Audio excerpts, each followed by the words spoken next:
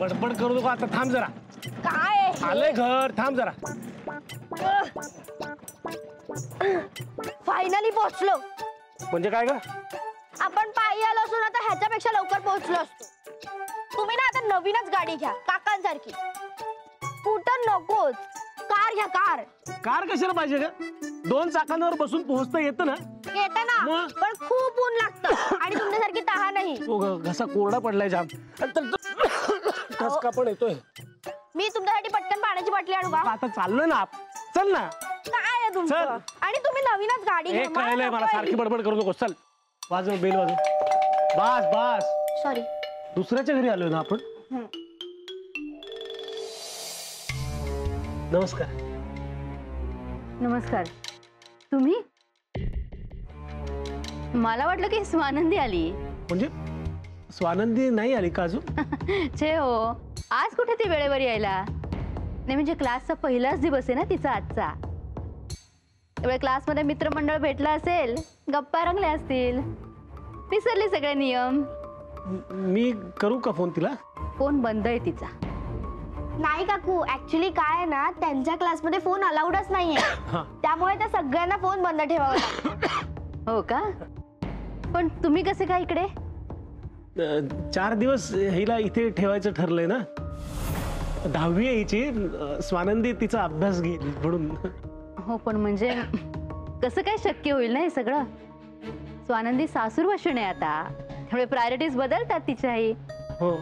शिवाय क्लास सुरू झाला तिचा आणि आपल्या कन्या म्हणाला त्याप्रमाणे क्लासमध्ये फोन नाही चालत, बंद ठेवायला लागतो.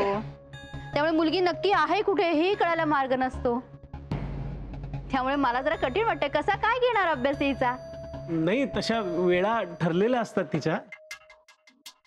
आणि हा क्लासच्या ऑफिसचा नंबर आहे ना. मला नाही तिने तो दिलेला.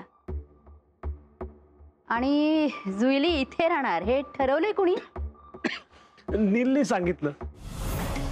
आमच्या घरी आला होता तेव्हा. अहो, सहजच म्हणाला असेल तो. आणि कसं आहे की मलाही भरपूर कामं असतात बाहेरची, मीटिंग्स आहेत, शिवाय आश्रम आहे आमचा. आज काही काम नव्हतं, घरी होते म्हणून भेटले तरी तुम्हाला मी. जर आज घरी नसतं तर हेलपाटच पडला असतं नाही का?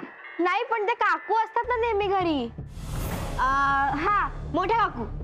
बाळा, त्या असतात घरी, पण फोन करून येणं ही पद्धत आहे ना आजकालची.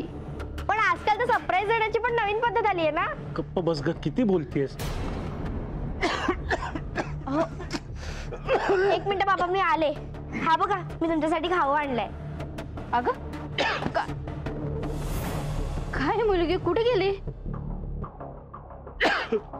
ठीक आहे, आता घेऊन आलात तर राहू दे मग 2 दिवस. नाही म्हणजे स्वानंदी आली असती तर बरं झालं असतं. म्हणजे मुलांनी काय ठरवलं ते कळ. मुलांनी काय ठरवायचं? जे काही ठरवायचं असतं ना ते आपण मोठ्या माणसाने, नाही का?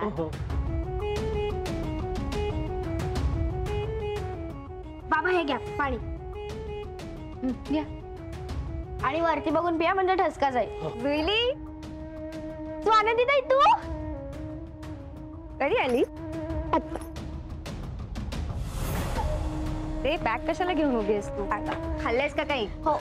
अरे काका, तू असं बाहेर उभं राहून का पाणी पितोय? आत ये ना. अगं अचानकच आले ना ते, म्हणून मग गडबडून गेले मी अगदी. या ना आत या. नाही, निघतो मी, मला लायब्ररीत जायचंय. आणि स्वानंदी, अगं तुला उशीर होणार असेल तर फोन करून कळवत जा ना. ललिताबाई किती काळजीत होत्या. असं नाही करायचं बाळा.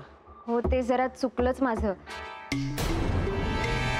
ऍक्च्युली सुट्टीनंतर पहिलाच दिवस होता ना, त्यामुळे लेक्चर्स मागून लेक्चर्स घ्यावे लागले. आई 5 मिनिटांचा सुद्धा ब्रेक नाही मिळाला. हो सॉरी. काही हरकत नाही, पण कळवत जा ग, टेन्शन येतं. चला येतो मी. येतो स्वानंदी. अरे असं काय, आलायस तर 5-10 मिनिटं थांब तरी. 5 मिनिटं झाली ना आम्हाला येऊन. किती बोलतेस तू? आणि हे बघ, ताईला आणि काकूंना त्रास होईल असं काही वागायचं नाही, कळलं ना?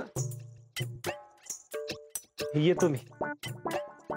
आता इथे रिक्षा मिळेल की नाही काय माहिती. बाबा स्कूटर.